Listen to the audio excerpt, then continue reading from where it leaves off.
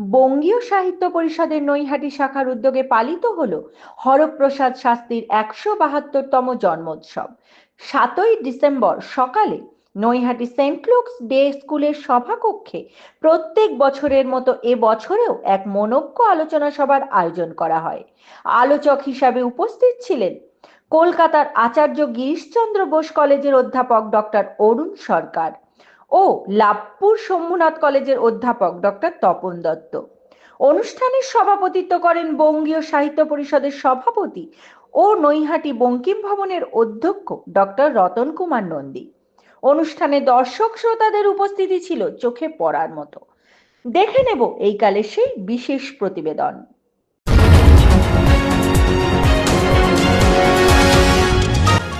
আপনারা দেখছেন এইকাল.in, সঙ্গে থাকুন, ভরসা রাখুন।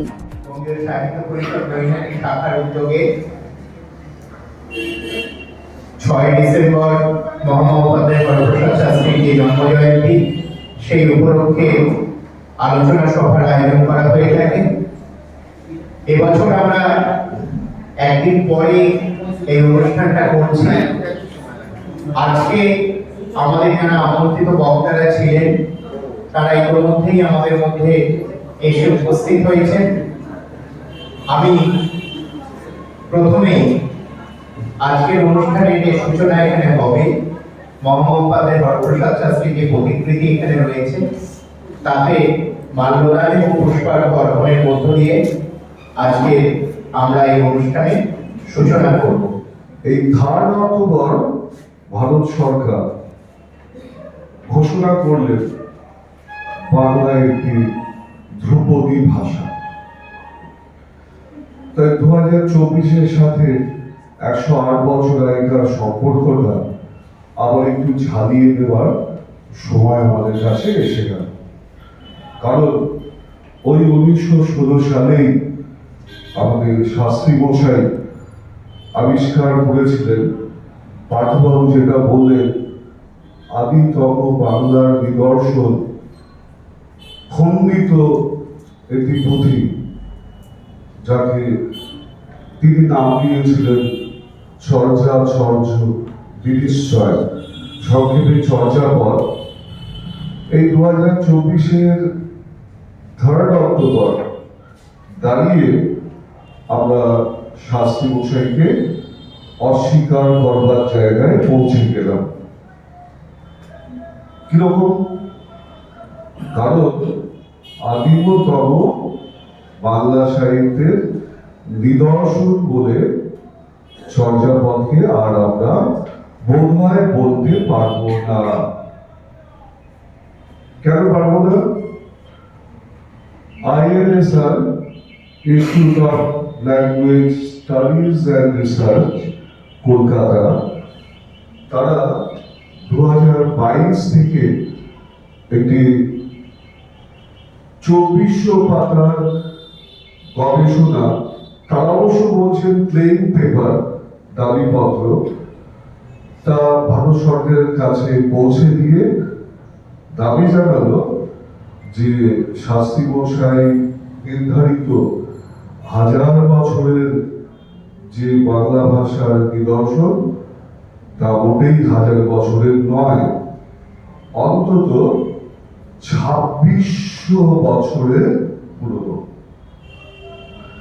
তাদের দাবিপত্রের সঙ্গে তারা অনেকগুলো তথ্য দিলেন, পুঁথি তার প্রতিকৃতি দিলেন, প্রত্ন নিদর্শন দিলেন, এবং ভারত সরকারের মিনিস্ট্রি অফ কালচার, সাহিত্য একাডেমি এবং স্বরাষ্ট্র দপ্তরে সেই ক্লেম পেপার জমা করল।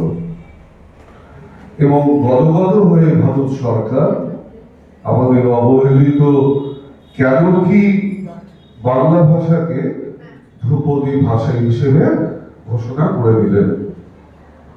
ফলে আমরা এখন অত্যন্ত সাহসী হয়ে শাস্ত্রী মশাইয়ের সেই 1916 সালে বঙ্গীয় সাহিত্য পরিষদ থেকে প্রকাশিত চর্যাচর্য বিনিশ্চয়কে অস্বীকার করব, বলবো যে না, এটা আদিমতম নিদর্শন নয়। বলবো, বলতে পারবো তো?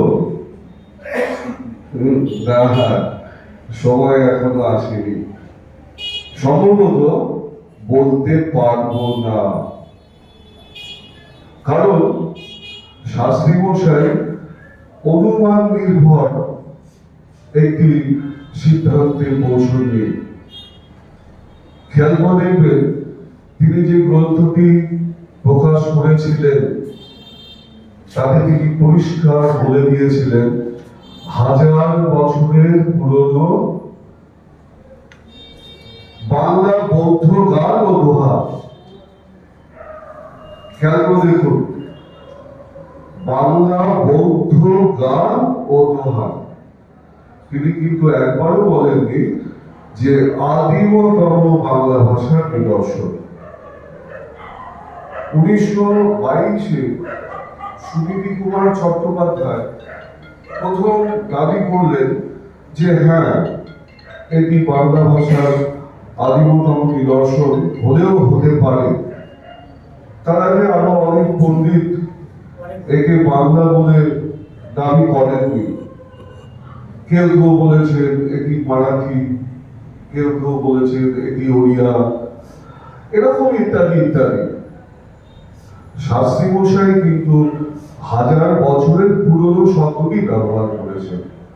ফলে তাত্ত্বিক ভাবে বা গবেষণালব্ধ সিদ্ধান্ত হিসেবে আজও পর্যন্ত অম্লান অমলিন শাস্ত্রী মশাইয়ের সেই চর্যাচর্য বিনিশ্চয়।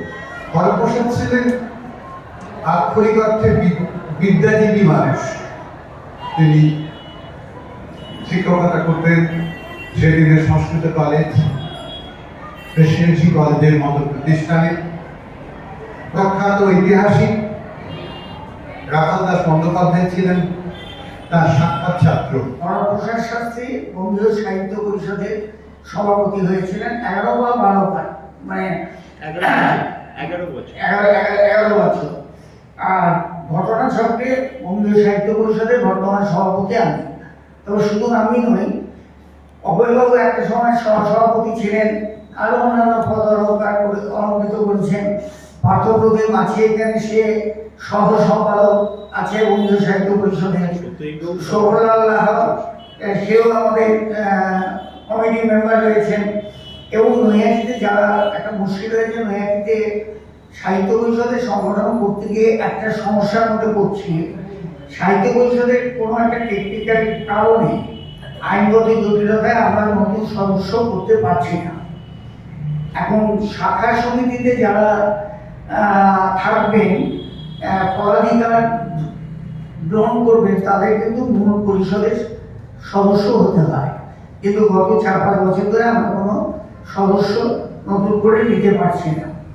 আমরা বর্তমানে এখানে অনিন্দ ভীষণ চাপে ও বিরাট বিরাট প্রজেক্টে কাজ করছে এবং ওর এই কর্মোদ্যোগে বিশেষ করে অভয়চরণদের স্মৃতি রক্ষার জন্য যে প্রকল্পগুলো গ্রহণ করছে নিঃসন্দেহে প্রশংসনীয়, কিন্তু ও পেরে উঠছিল না।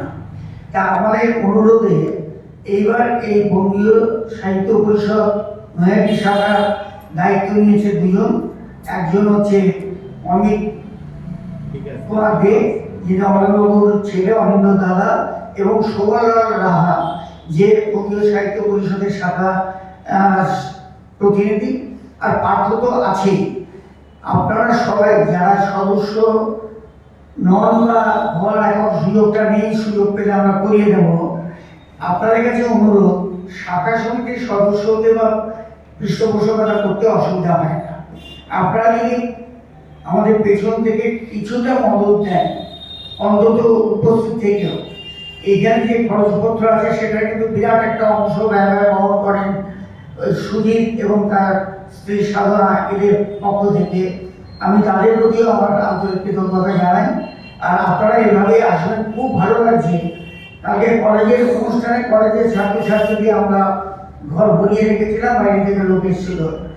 কিন্তু বিকেলের যে অনুষ্ঠান, সেখানে কিন্তু আমাদের লোক সংখ্যা ভালো হয়নি। কিন্তু আজকে আমি খুব হতাশ ছিলাম, যদি আমরা আবার আজকের অনুষ্ঠানটায় যদি আমরা লোক সমাগমে ব্যর্থ হই, কিন্তু নৈহাটিবাসী ওই অভয়বাবুর পুত্রদের এবং হরপ্রসাদ শাস্ত্রী এবং সুজিত ভট্টাচার্য, সাধনা ভট্টাচার্যদের এখনো ভীষণভাবে ভালোবাসেন বলেই আজকের এই অনুষ্ঠানে এসেছেন। আপনাদের সকলকে ধন্যবাদ জানিয়ে বক্তব্য শেষ করা।